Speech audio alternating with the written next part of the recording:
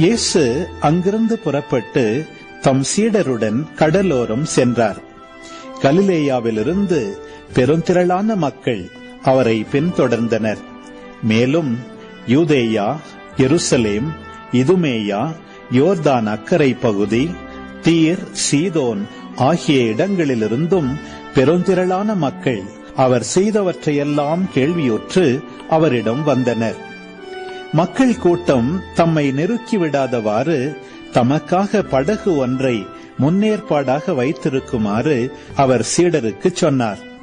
ஏனெனில் பலரை அவர் குணமாக்கியதால் நோயுற்றோர் அனைவரும் அவரை தொட வேண்டுமென்று வந்து அவர் மீது விழுந்து கொண்டிருந்தனர். தீய ஆவிகளும் அவரை கண்டபோதே அவர் முன் விழுந்து, இறைமகன் நீரே என்று கத்தின.